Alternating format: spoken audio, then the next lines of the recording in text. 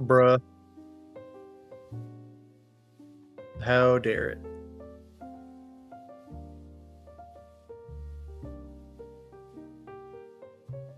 I still have yet to update OBS.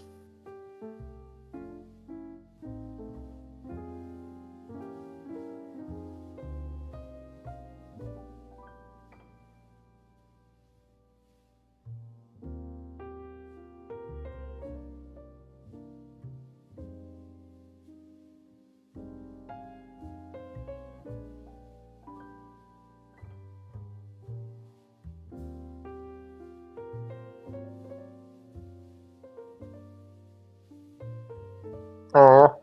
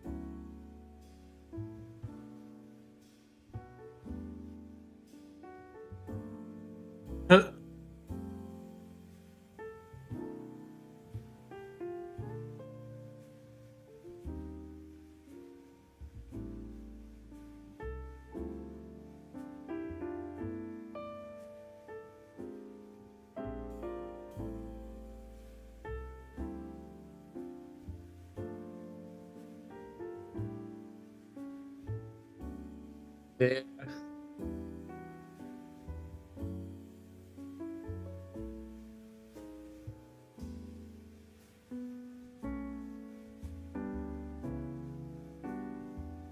Right.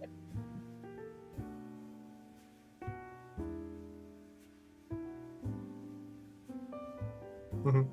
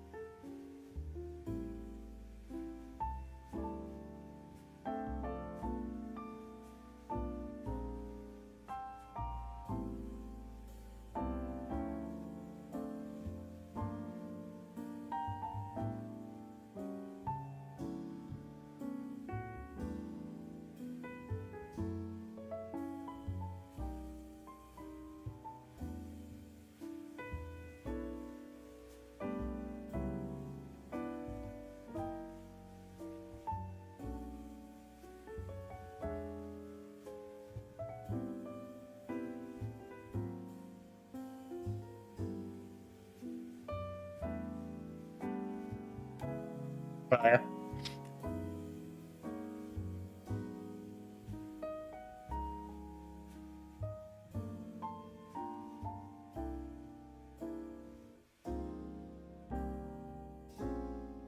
Yeah.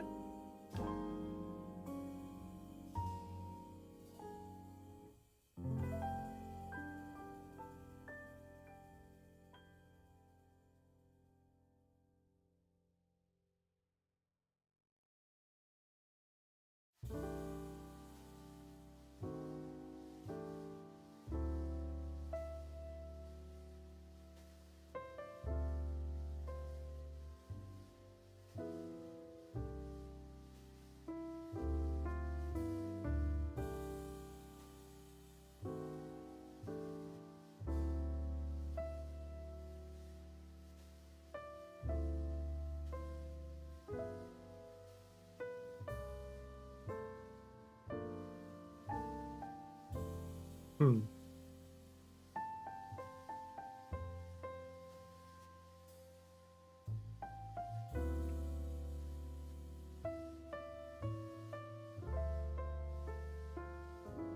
So,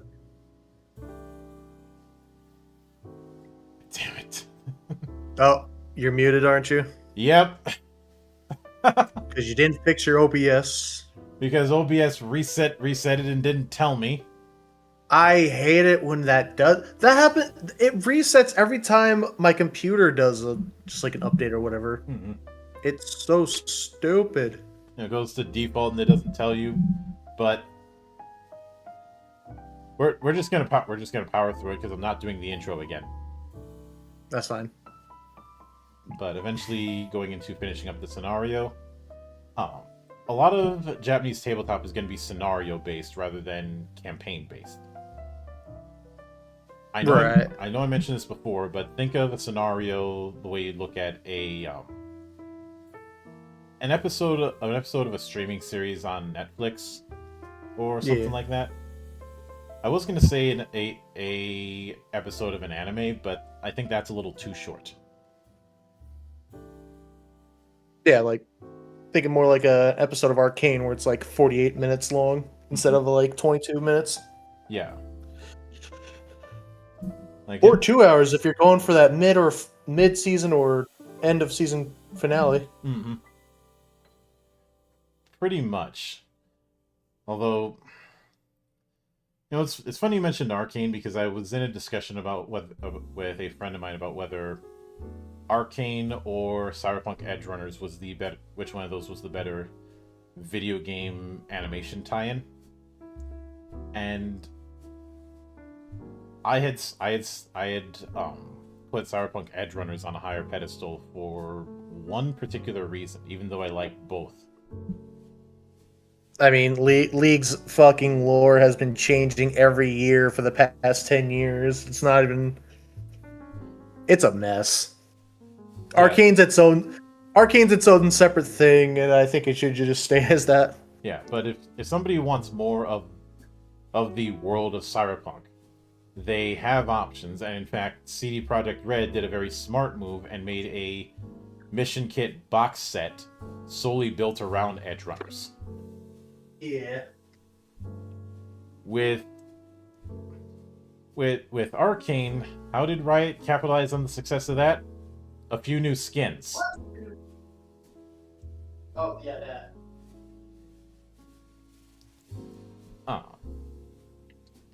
Which... You like skins, right? Right? Buy our skins! That's the only way we make money! Yeah. Fucking $200 Jin skin. Like fucking Genshin Impact? No. Get out of here, Riot. Yeah, and there's still the problem of... and while this isn't as much of a problem as it was when I had played, League still has that problem of doing a shit job at training people. At what? At training people. When it comes to how to properly play the game. Oh yeah, no, they're bad at it. You know, you get the basic controls with Garen a little bit, and then you're thrown right into the middle of Summoner's Rift matches. Yeah. And then they act surprised that there's toxicity problems. I'm like, would it kill you to put in a bot practice mode? Nah, they gotta do more. They gotta do something about these people where literally 3 minutes. It's only been 3 minutes. You die once, and then the jungler flames you like an asshole and proceeds to throw the entire game, causing you guys to lose in the long run.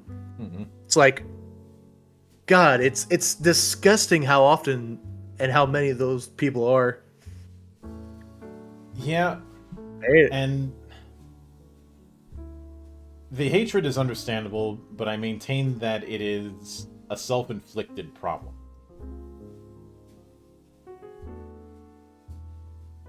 And if there were a way to engage with the mechanics where you're not always in sweaty-ass lobbies... Oh, yeah. Well, I mean, this is during rank, so it's like... In rank, there's going to be sweat, but like... When you're in a rank game, and there's people constantly doing that, like, nah, that's fucked. You know, they keep trying to put everybody in ranked playlists. That's kind of what I was getting at. Mm, Uh, I may be missing the point. if there was if there was a way to engage with the mechanics in a more casual manner, like say what Big Team Battle was for Halo. Right. Halo's multiplayer had its toxicity, but there were options you had to not engage with it. Right. But like when you're just a random schmo like me who wants to climb in the rankings, but like every game you get that the guy that I just described having like every game, if not every other game, it's like, what the fuck's going on? How do these people get put up with me? How do I keep coming across these people? I don't get it. I think the other I guess that's just the nature of rank. I think the other issue is just shitty matchmaking. Yeah, that too. You know, for the same reason that everybody on any discussion group for COD hates skill-based matchmaking. Yeah. But getting into scenarios, as mentioned, there's a few options for that. One of them is playing one of the sample scenarios, which are in the book. But when it comes to building a scenario proper, there is first off is the concept. Then what's known as the truth, i.e., the reason why the culprit caused the incident that the GM knows, and try and make sure there's no contradiction. Set up the clues, setting up the core of the story. Namely, with the focus being on the Aramitama that someone made a soul pact with. And thinking about things like curses and divine wrath, as well as the bond between man and the gods, and the human desires, since the reason someone enters into that pact is usually some kind of desire that a Aramitama will take advantage of. Yeah, you're making a deal with the devil, and the devil's claiming your soul. Although I just realized, you know who would be a perfect example of a willing person doing a soul pact? Dr. Facilier. Which one? Who? Dr. Facilier, aka the Shadow Man from The Princess and the Frog. Okay. For as much as he displays his power and enjoys his villainy, he's answerable to his friends through the debt that he owes. And the reason he gets screwed over is because he loses his way to pay off his debt. That little charm breaks. Yep, and his friends, they're gonna get their payment back one way or the other. But there's also the concept of freelancers within the scenario advice. These would be NPCs or people who are tied to the story but aren't really a PC. Or just people in the wrong place at the wrong time. And we also have some ways that non-freelancer PCs would receive missions based on the different organizations we talked about a while back. You know, the Exorcist Society, the Knights Templar, the Alliance Thaumaturgium, and the OSI.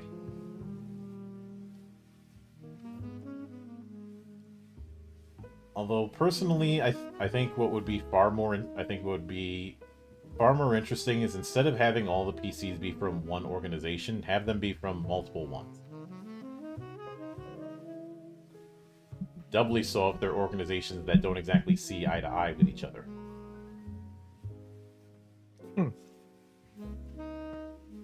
Because on one hand, they still have to do the mission. On the other hand, they have to work with somebody they can't stand. So remember, one person's character background is another person's character blackmail. or just use background to add drama. Right. But it then goes into the scenario story along with conclusion and events. Events could be kind of seen as the major beats of the story, the major scenes. And they can take the form of info gathering, of anomalies, of battles proper, which can be against Mononoke or against rival NPCs. The final battle, which is meant to be the boss. This would, in a Tokusatsu series, this would be the monster of the week.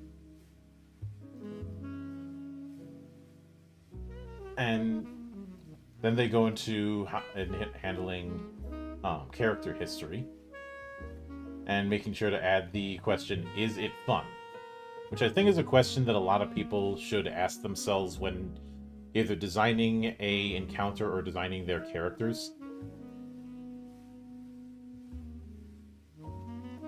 It seems a simple question, but it's one that doesn't get asked enough.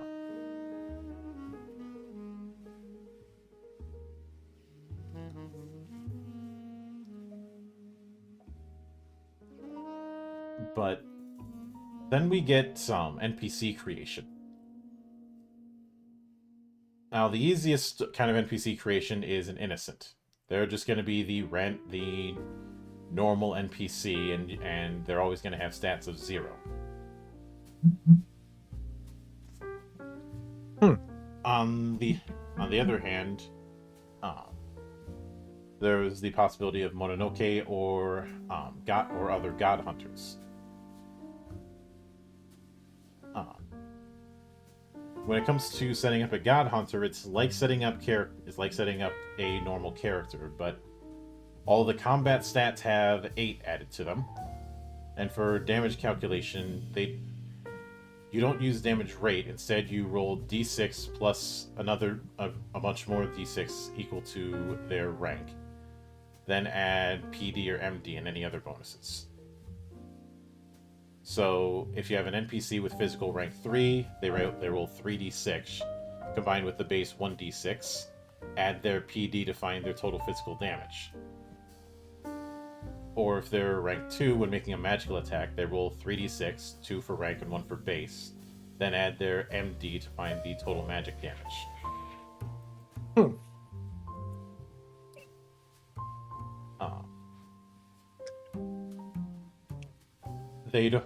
But in addition to that, NPC god hunters don't have a spirit pool, but rather a number of overflow equal to their level. Oh. Since they're using fixed stats that can't be influenced, that's why it's using overflow. Basically turning overflow into a kind of MP system. Oh, okay. And they already treat one portion of the cost of any talent as already paid, so they're not they don't have the partial payment limitation for things like crystal transform, or things that would cost double, or that you only need a single overflow to pay for. The amount of overflow that they get is based on level. It's 2 at the start, and every 5 levels they get 1 more, which I'd say is a fair amount.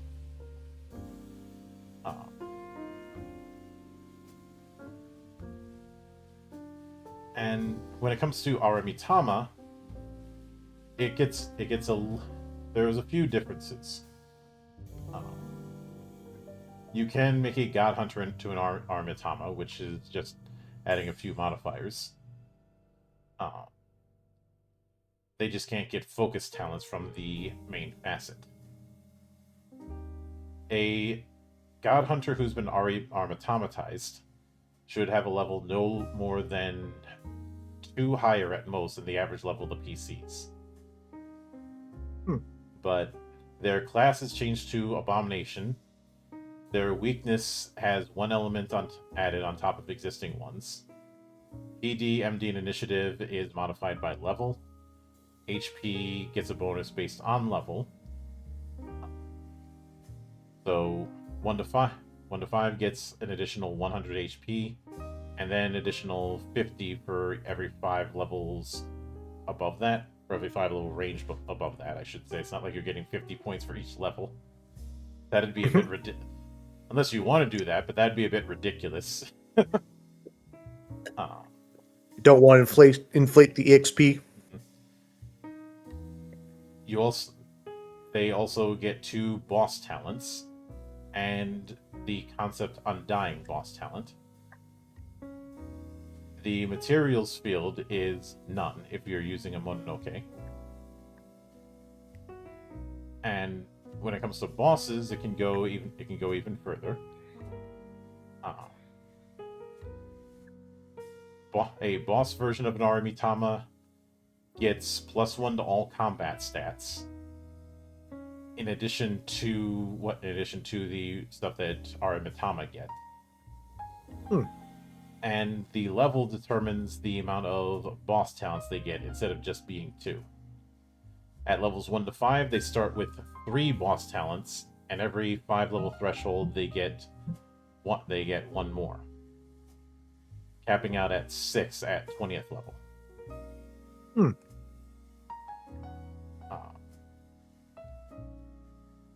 And we also have a collection of anomalies.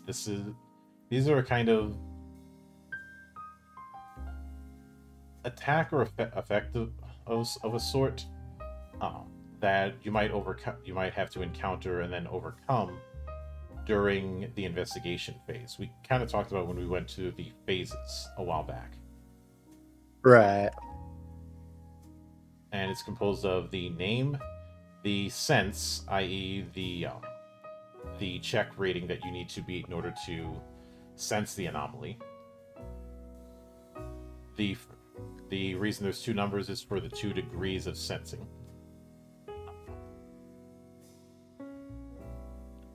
If you succeed the first difficulty, you uncover the anomaly as well as its requirement, dispel, and target info, but nothing else. If you succeed the second difficulty, you learn all the info about it. If the anomaly says persistent in difficulty, it means it can't be breached or dispelled. Instead, it's automatically dispelled when its invoker is defeated. The invoker being the key to generating the anomaly, of course. The rating is meant to represent the anomaly's difficulty as well as its special damage. Kind of like the whole damage rank thing we covered a couple weeks ago. Requirement is the minimum number of PCs you need to dispel it. You can do it with less PCs, but it means the difficulty goes up by the number of missing, the difference times 2. Oh, okay. So if an anomaly has a difficulty of 13 with a requirement of 4, 2 PCs could make the check, but the difficulty would be 17 instead. And of course, Dispel is the difficulty and the check type to nullify the anomaly. So the example that they gave earlier of Haunting, the Dispel is a strength check and you need to be 13 or more. And because of the requirements,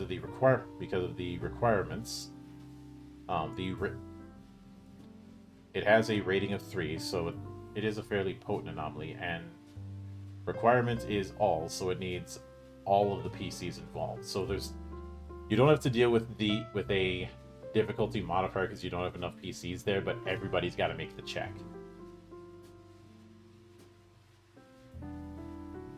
But then there's the target, so that's the scope of it. And this scope applies if the Dispel attempt fails. And And it can be just the participants, so just the player characters who get hit with it. Sometimes the bystanders, i.e., all anybody in the scene who didn't attempt the check, or everybody in the scene, depending on whether or not target says participants, bystanders, or area. Then we have special damage, which is the damage that's dealt when you're affected by an anomaly. In the case of the haunting, the special damage is 4d6. Ouch. Oof. Then the penalty, which is a lingering effect from the anomaly. If stacking is written after the penalty, then it's cumulative.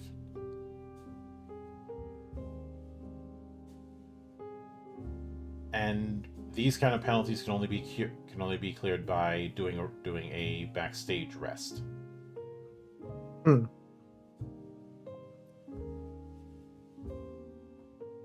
And if a penalty would reduce one of your stats to 0, you're immobile.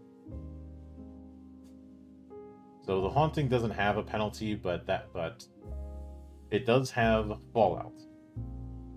These are additional effects that occur based on special damage and penalty. Positive fallout applies to PCs. Negative fallout applies to the invoker. So when that anomaly is taken out, both sides deal with some kind of effect. So with the haunting, the positive effect that the PCs get is they get to recover crest equal to the anomaly's rating. And we already talked about how important crest is and what happens if you burn all that out. Yeah.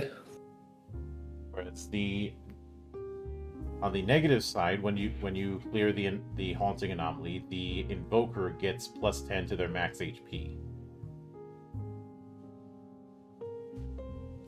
So clearing an anomaly is a crucial part, but both sides are going to be benefiting, which is, I think that's a nice touch.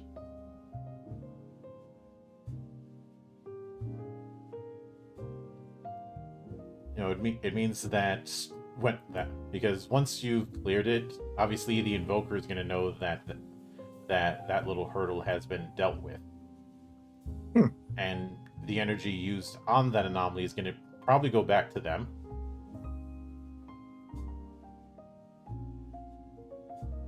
So yeah, you can spend a bunch of time trying to solve anomalies, but eventually you're going to have to deal with the invoker. Right. It's a case of, do you want to try and get all the benefits, or do you want to deal with him before he can get stronger? And we do have a random table for generating anomalies in case you need to pull one out of your ass, which, as GMs, sometimes we have to bullshit our way through a situation. We sure do. Sure do. So the first table here is the find sense. I.e. the target number to beat.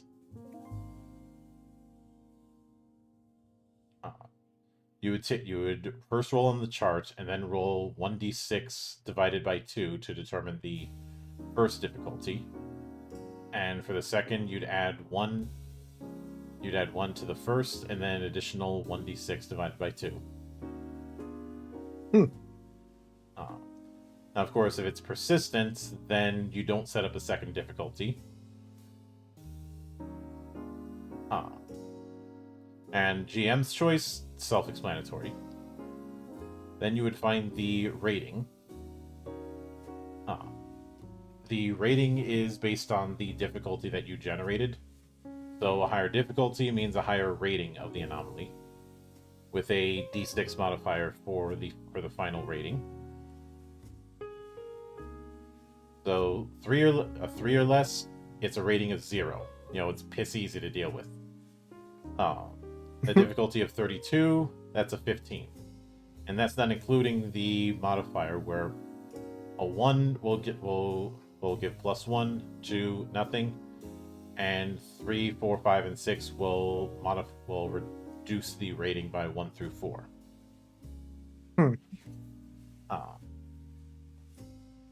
Then the requirement is basically how many PCs you need, either 1 through 4, all, or GM's choice. Uh, and then the dispel check, which might have a positive or negative modifier to the check. This is modifying the difficulty of it. And the reason the charts go from 11 to 66 is you're rolling 2d6. Because those 2d6 are the only die the game wants you to roll.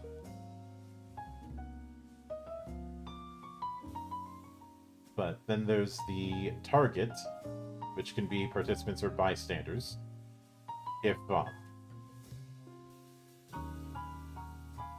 If the step of the find requirement was all, then the target is automatically area. Then a chart for the special damage, i.e. how much damage you take if the dispel fails. It is usually based on the rating, but some of them apply piercing, so it's going right through your armor. Which we've already seen how damage can really stack up in this system, so best of luck. Then the penalty, which is usually a stat modifier, but some of them stack, so you can get them more than once. Then a random possibility for positive fallout and one for negative fallout, which can range from restoring HP, changing spirit dice, getting material, getting an item, recovering crest, or altering an item. So I do like item alter here. Change the sell value of one consumable item or material to be 1000 G. The players must decide the item. And to determine what X number is, in the case of spirit alteration, where you're changing a certain number of spirit pools, dice, depending on the roll, it can be just one of them, or all of them, or player's choice or GM's choice. Then the negative fallout, which can be empowering the invoker, giving them a stacking boss talent, giving them more damage, giving them more defenses, or letting them call in minions.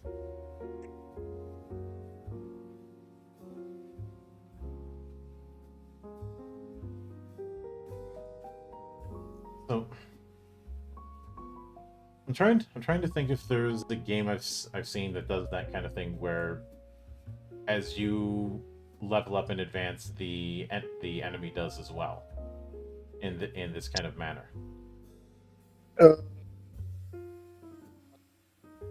God, I thought I had it, but I don't. Like some of the asymmetrical games, like Dead by Daylight, maybe. Maybe? No, the survivors don't get better in that sense. The best thing I could think of is Caelid in Elden Ring. I know is set to like scale a certain percentage based on your current level. Mm-hmm. I'd say possibly the scaling level setup you see with the monsters in Final Fantasy VIII, maybe. I'm not sure. I haven't really played too many Final Fantasy games. But then we get to materials, which was kind of covered in the past about how you can use materials to enhance your divine instruments. Now you can use material with start timing, targeting one character in a combat zone. Once used, the material is lost, but the effects of it persist for an entire combat or scene. So the effects of material can be boosting a main stat, boosting physical or magical damage, boosting initiative, boosting HP, boosting guard or ward, giving you a bonus to the speed of your combat moves, or adding something, as well as having or ignoring. So basically, elemental resistances. And we have some means of randomizing it if you so need to. Because there are common effects and then there are rare effects. The rarer effects are things like adding X, having X, or GM's choice. Now the plus X is determined by a D6 roll based on rating. The rating being if you're getting the material from an anomaly. So the anomaly's rating, you'd roll a d6, and that determines what the plus X part of it is going to be. But for the Y, that is a straight. It says d6, but this is a 2d. This is a 66 table, so minor typo there. And of course, the cell value and potency of the material, based on the effect. It can either be based on the X factor, quote unquote, or if it's an add or a have. But I could see this as an easy way to quickly generate some loot that you can use to boost a Mononoke. Not a Mononoke, boost your particular weapons. So dealing with anomalies is kind of a double-edged sword in that sense. You're getting you're getting your own benefits, and so is the Invoker, and by extension the Aramitama. But then they have these stats for Mononoke. So first off, there's the classifications. We have humanoid, beast, insectoid, plant, machine, undead, myth, and abomination. Myth covers divine beasts, spiritual creatures, yokai, and primordial elements. Abomination is Aramitama spawn, or something that's unclassifiable. Then we have the level, self-explanatory. I know that some might look at the level and think it's equivalent to challenge level. I don't think it is here. And I've always been kind of iffy about the assumptions made with challenge rating or challenge level.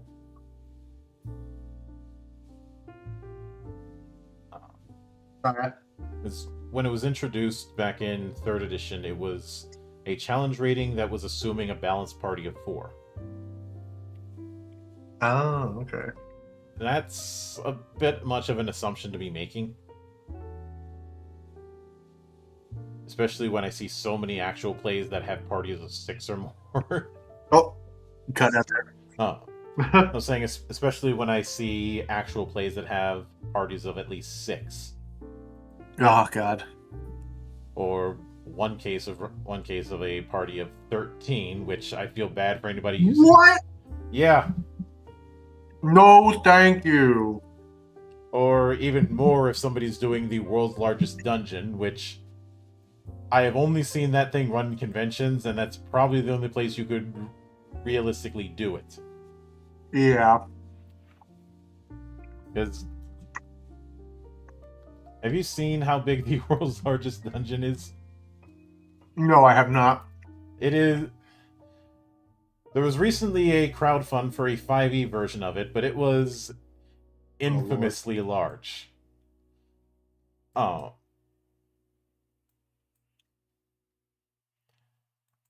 There's been a few versions of it. Let me send you the first one. I'll be putting this in your DMs. This This isn't the version that I'm familiar with, but this is one that was made. It was just meant to be a D&D dungeon map on steroids. Jesus Christ. Just check your DMs. I'm looking at it. What the fuck? That thing is 30 feet long.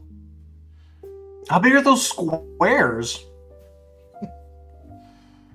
I think they are much larger than they normally would be. They're certainly not squares for like one mini. Yeah.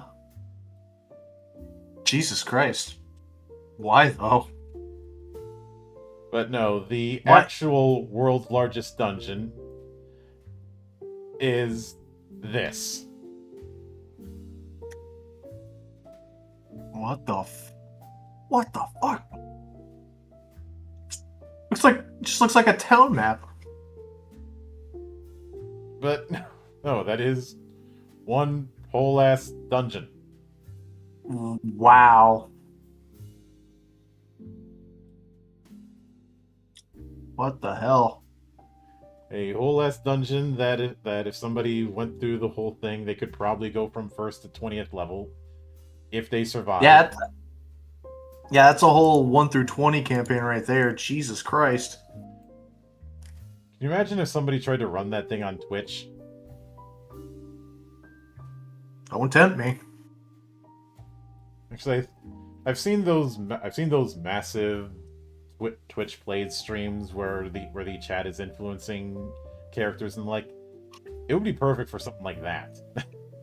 I'd have to make sure I've got a dedicated team, or at least a party, willing to play at least 6 hours. Dedicate at least 6 hours of our lives. If we do it once a week to this fucking thing. Holy shit. I've seen And that's without much if we don't roleplay too much. Oh my god. Yeah, that's an all What day is job this? to pack a damn lunch. Christ. But then there's I've seen it at a few conventions where they had like 40 different players and 5 DMs.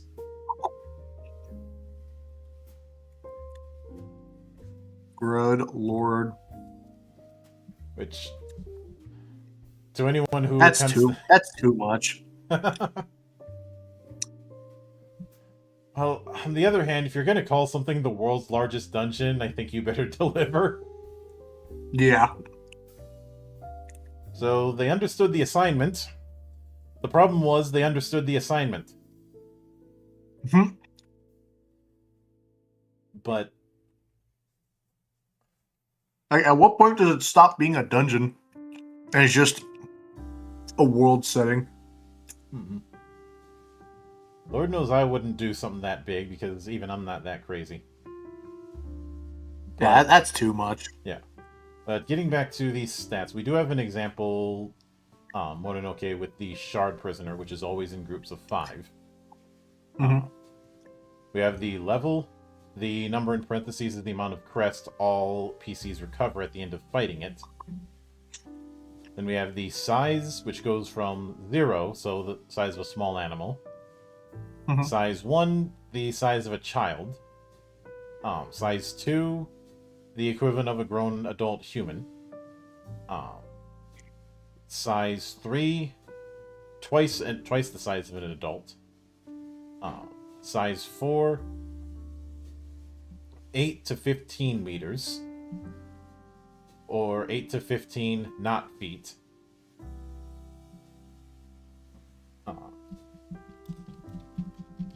So let me do a bit of conversion for those of us who use real measurements and not the metric system. So 8 meters, that's 26 feet, and 15, 49 feet, so about 25 to 50 feet.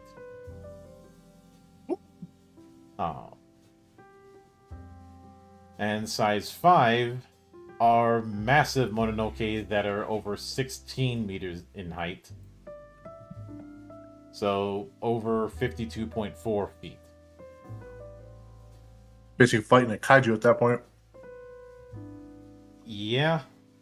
And the bigger they are, the more engagements they can declare, i.e. the more characters they could potentially fight in melee without too many issues, and the amount of actions they get. Right. But then the cunning, which is their level of intelligence. Low is a feral animal. Typical is a trained animal. High is akin to a human. And devious is regarded as unusually clever and dangerous. Then perception, i.e. how they view the world. Normal, 5 senses. Heat, they act by sensing heat sources. Magic, they sense spirit. Domain, they have a whole map sense in their mind that shows their surroundings. Let's see. Then speech, i.e., are they capable of talking and communicating? Reaction, i.e., whether or not they're going to be friendly to people, neutral, or hostile, where they'll try and attack you on sight. Or mercurial, which it depends on their mood. Then discernible, whether the value to discern what kind of creature the Mononoke is and what it's capable of. It is usually an intellect check, and if you roll equal to or higher than the Mononoke's ID, then you learn its divine or common name as well as its stats. So the Shard Prisoner has an ID of 9. Let's see, weakness, what they're weak to. When they are hit with damage that's infused with their weak element, the damage's rank goes up by 1. And if you recall when we looked at the whole damage ranking thing, that can add up quick.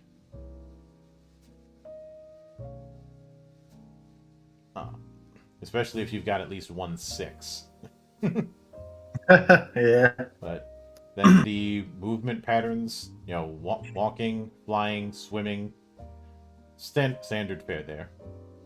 Then the combat stats, which is going to be accuracy, evasion, invocation, and resistance. As well as check, which is meant to be the catch-all for anything that isn't the other ones. The fixed stat is what you can use instead of rolling dice if you so wish. Kind of like the whole rule of 7 with certain rolls, especially for like hit dice. Yeah. Then initiative, you have the initiative value, and then the speed of the combat moves, i.e. the number of squares they can move. So that Shard Prisoner we saw earlier, it has an initiative of 5 and a speed of 4. For his HP, self-explanatory, guard and ward, we've already covered those. Then their attack options, which is the weapon attacks available to the Mononoke, as well as the talents that they can use at certain timings.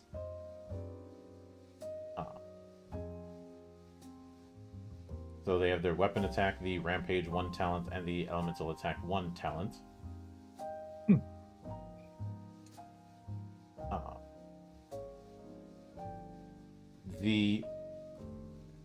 Then, of course, materials, which you roll a 2d6 to determine what material you get. And then finally, the description. And we mentioned it earlier, but there are NPC-exclusive talents called boss talents. These are used exclusively by Aramitama and, well, bosses.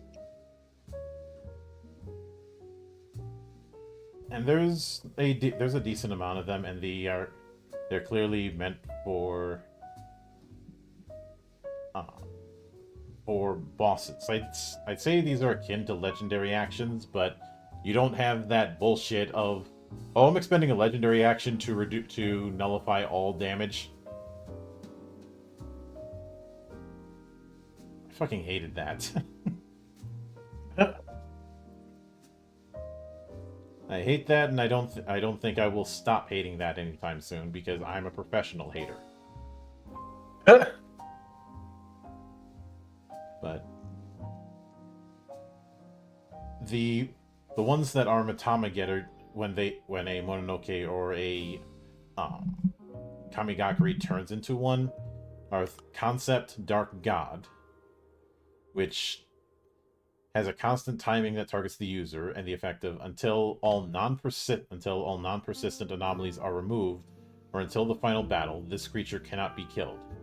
After combat ends, it removes all negative conditions and fully recovers HP. This talent has no effect in scenarios where there are no anomalies. Or Concept Undying, for Arimitamas. The creature ignores all damage and other effects from any source other than Awakened. I.e., only Kamigakari can take out something that has Concept Undying.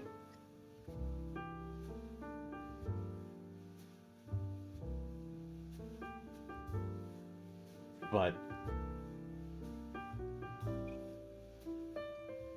then we have a few examples of anomalies if you need to pull one. I do like how they're set up here, so it'd be easy for me to print these out on print these pages on cardstock and use them if need be. Oh yeah, no, they're like perfect size for them. Like you could imagine putting these into a deck and then laying them out, saying, "All right, pick one. That's the anomaly you got to deal with." Nah, I like that idea.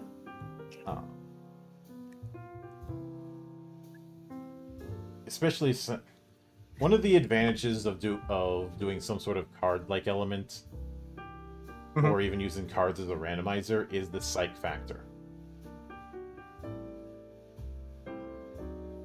You know, the same kind of psychological game that you would see in, well, poker. But then we have some of the examples of Mononoke and how they end up working. So humanoid ones, then we have beast types, then we have insectoid types.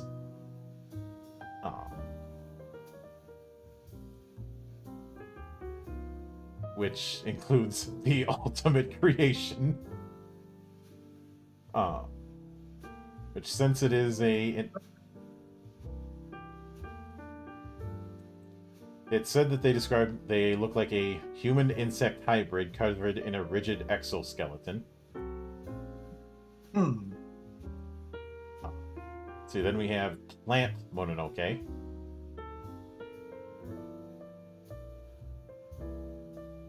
Which, given the fact that we're dealing with kaiju, I may try and whip together a Mononoke that looks like Biollante, or is legally distinct Biollante. Hell yeah. Then we have machine type Mononoke, including a tank. I like that they had to point out that tanks are always in groups of one. That's funny. And it is described as a main battle tank, so an Abrams. Bruh. And Abrams is a main battle tank, though I may go one step further and go with if I'm using a tank in the game like this, instead of going with an Abrams, go with the Baneblade from 40K. Which, have you seen how excessive that thing is? No, I don't believe I have. Let me get you a decent image of one. Sure. This will do. I present to you a Baneblade. Love it. You think it's got enough barrels? No, it needs more barrels. It needs more cowbell.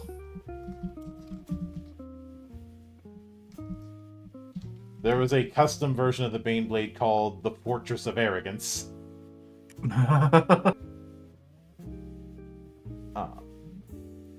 Which has Commissar Yarrick yelling at the top of his lungs from the top of it, probably shouting, "Drive me closer! I want to hit them with my sword." That was a meme, and then that meme ended up entering into the multiplayer for Dawn of War 2. And Mo says, "Ultimate creation. Great, it's an HR Giger type." I wasn't gonna go there, but now that you said it, yeah. Yeah, I could see it. But the strongest machine type Mononoke is a machine dragon. Nice. I appreciate that. It's Cyber End Dragon. This is canon Let's now. fucking go. I'm not letting anyone argue against that. Hell yeah. Then we have Undead type Mononoke, which does include Skeleton Warriors, because of course it does. And Necromancer, as well as a white. So, I have to do the joke. Necromancer, if you want to, we can bring your friends to life. But your friends aren't dead, and if they're not dead, then they're no friends of mine. Well said. A buddy of mine sang the whole version of that, and he had to go through the punishment game afterwards. It was like, before the night ends, you are drinking a bottle of bacon soda. Oh my god. For legal reasons, I do not encourage anyone drinking a full bottle of bacon soda. If you do, I take no responsibility. Unless you're a pussy. Then we have the myth type Mononoke, which, yeah, it's going to be a lot of mythological things. Creatures. Yep, the Ratatosk is one I'm familiar with. Then we have Komianu, Pegasus, Shen, which is a type of aquatic dragon. Oh, cool. Griffin. I don't need to explain what a griffin is. Nope. Shachi and Tenko. Tenko is basically a divine fox. Oh, okay. So, the QB. Cool. Then we have abomination type ones, which are Larva, Incubator, Larva Huntsman, Ampusa, Debauchery Toad.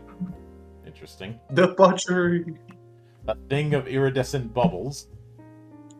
And the faceless grinning beast. It just says, the beast has the appearance of an onyx sphinx, the head and breasts of a human, the body of a lion, the wings of an eagle, and the tail that ends in the head of a snake. Its face is featureless and smooth as though painted over in black. It wears a crown like a headdress, and jewelry adorns its form like it were a king. It is the shadow of a powerful Arimitama, its emanations sent forth to deliver dark power upon its faithful. Interesting.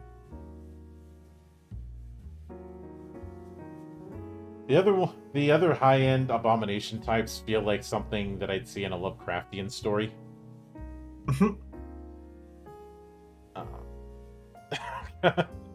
Saying, I'm Bob the Necromancer, and today we're doing an unboxing. I'd say like and subscribe for a part 2, but you're not going to like part 2. Damn it. But after that, they go into a few scenario entries, which I'm going to be skimming through because going into the details of these scenarios would be breaking some of my rules, though I do appreciate the battle map layouts that they have here. As well as their own monsters, like an abomination named Wilbur.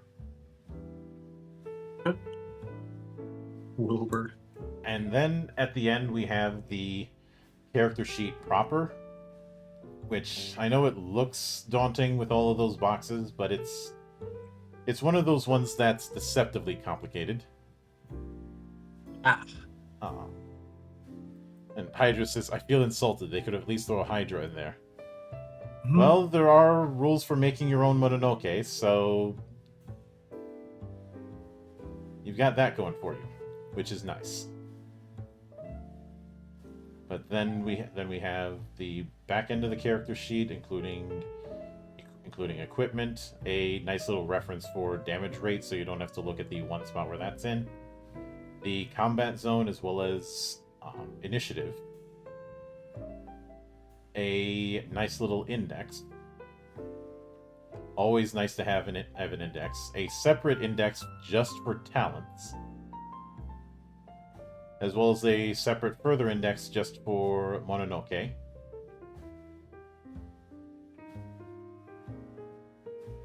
And the last couple pages intentionally left blank, but that more or less covers Kamigakari. So, all right, go home, everyone. before I get into my take on Kamigakari, what's been your take on the game and the system here? Anime. Well, it's a Japanese TTRPG, so that is kind of redundant. Yeah, no. Yeah, no. I really all I can think of is it's pretty interesting, and it definitely will appeal to those who want to be anime characters in a TTRPG game. Definitely scratches that itch. Yeah, I'd say. I'd say it scratches the itch more. I'd say it scratches more of the Secret Guardians kind of itch. Like, if there were specific anime whose fans I would recommend this to, it would be things like Bleach, The Gray Man, Yu Yu Hakusho, X 1999. Maybe not X 1999. That might be a bit of a stretch. Maybe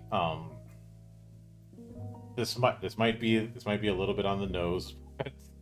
Demon Slayer. Even if Demon Slayer is taking place in the Taisho era and not modern times, it wouldn't take much to take the concepts that you see in Demon Slayer and put them in a modern city. Oh yeah. And I'm pretty sure there's a few others that I could bring up. Not all of them have to be magic based, but in that Secret Guardians theme, which, for those of you who weren't here when I did the building the equation Secret Guardians concept, Secret Guardians isn't the name of a genre per se, but a catch-all for a subgenre on a particular trope. That being a organization that is protecting humanity from some type of monster that most of the world isn't aware of. Oh shit! I forgot to throw in Blue Exorcist as well in that mix, as well as the Tokusatsu series Garo. I know Garo has an anime, but I feel like Garo's identity leans Tokusatsu, because that's how it started. And I'm pretty sure you can think of a few others as well. If I wanted to stretch things, I could say the early part of Tamers. Yeah. It is It's been a while since I watched. When it was more set in the real world instead. Oh of the yeah. Yeah. No. Okay. Yeah, that makes sense. But fans of those kind of anime are the ones who I think would be a more natural fit for something like this. Like, if someone's more a fan of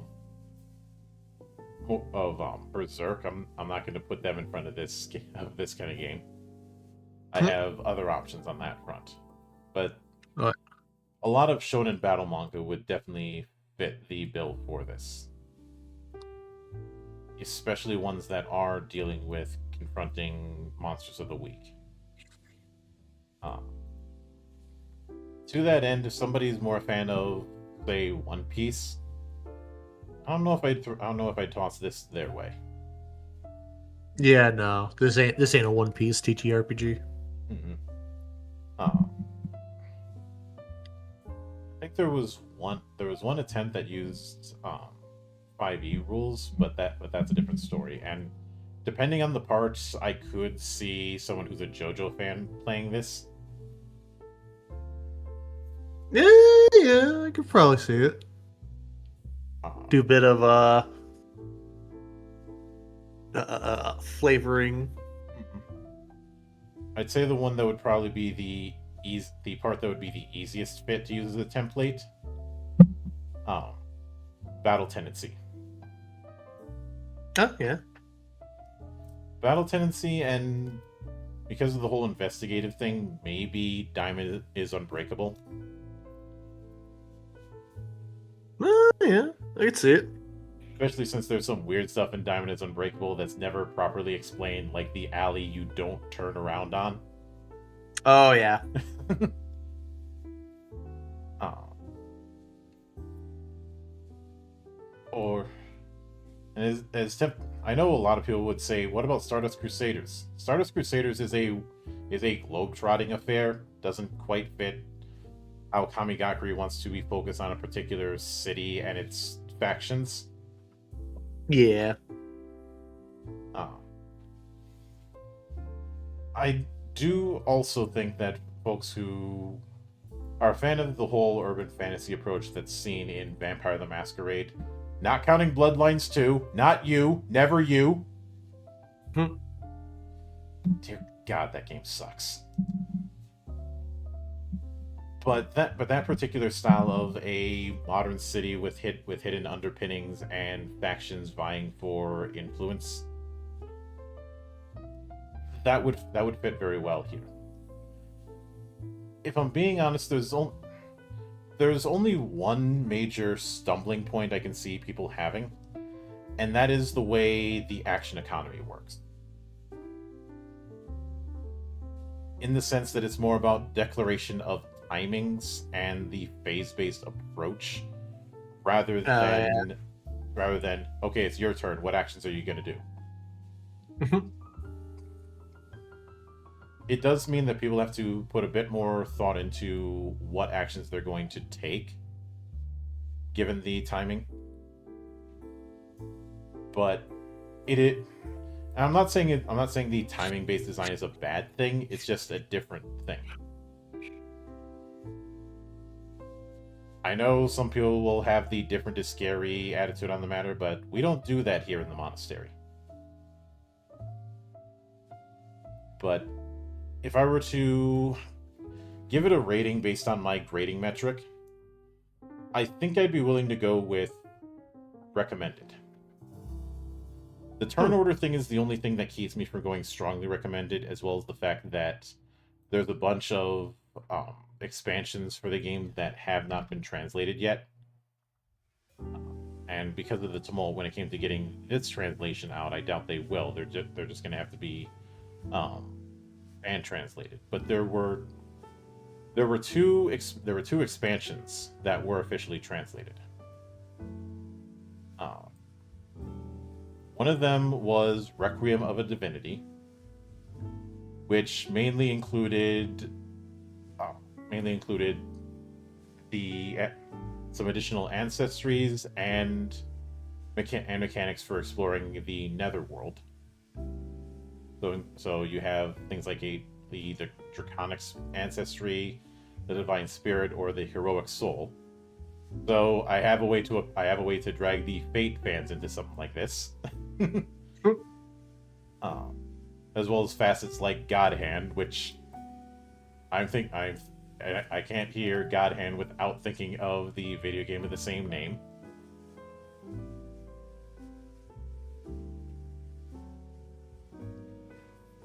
And laughing at IGN for giving the game a bad rating for dumb reasons. Then again, it's IGN. Yeah.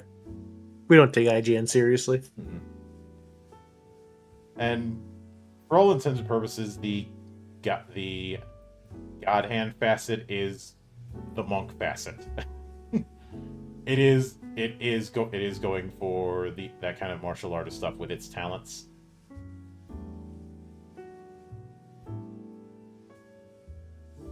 It's just a case of, do you want to be a striker? Pick type alpha. Do you want to be a wrestler? Pick type beta. Do you want to be both? Pick both of them. And then Machine God of Damocles, which added a few more organizations, added some more sample characters, as well as three new ancestries: Cyborg, Demonide, and Maribito. Cyborg is exactly what you think it is. Demonide is well, they're really good at utilizing an evil eye to fight demons. Ooh. And Maribito are described as visitors from other worlds or parallel universes. So this could be one way you throw in a reverse isekai protagonist.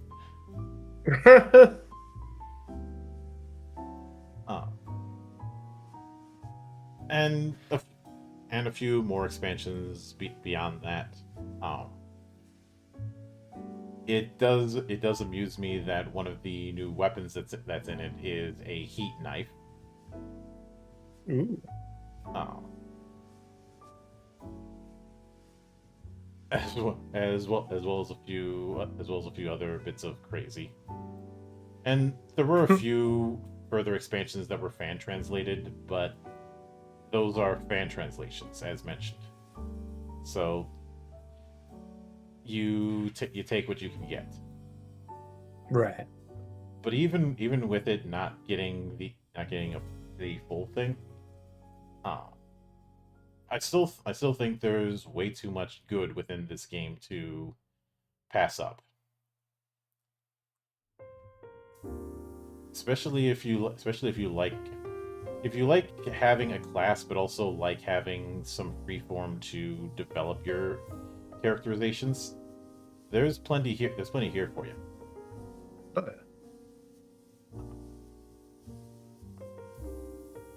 Which is always nice.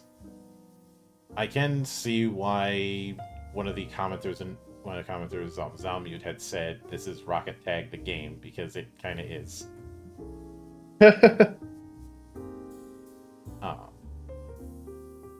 But I don't see that as a negative. I see that as a good thing. Jeez, I feel like I'm channeling Diamond Dallas Page with that. I'm not going to be Jersey type of sleazy. That's not happening. Fair enough. But that being said, and were there any other observations you had as a whole with Kamigakari, or do you think we covered everything? No, I think we've covered everything. Mm-hmm. All right then. Well, that will do it for this particular season. We will be back here next week, along with the debut of Good Brother Ferb. Ooh. To first off do the requisite between season one shot. We'll be doing a double feature of Strigovia, a dark fantasy RPG that kickstarted recently, and finally doing Fight with Spirit, after putting that off for months because of bad timing the last couple times I tried to do it. And of course, tomorrow the Valley will return with a 3-in-1 rule one-shot, covering the Invincible TTRPG, or at least its quick start, which wrapped up its Kickstarter last week. And that should be interesting. A game called Heroes of Light, that's Lite, that is meant to be doing Fire Emblem. Ooh, all right. So keep an eye out for those. But until then, on behalf of the Good Brothers present and not present, my name is Mildra. I am your gaming monk. Stay fucking frosty, everybody.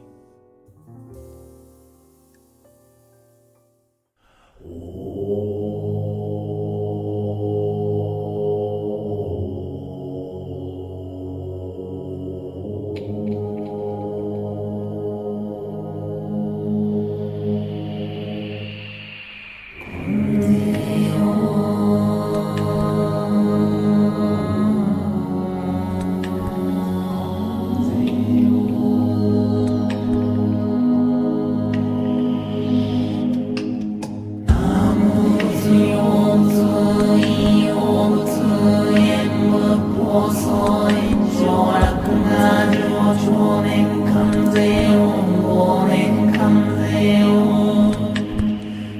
年々上新規年々売りし関税を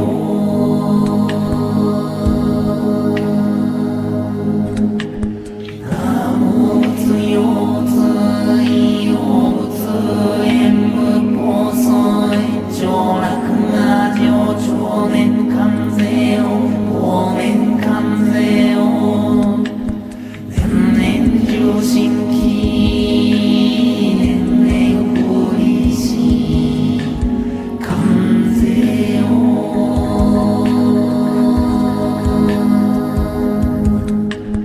ナモ仏用仏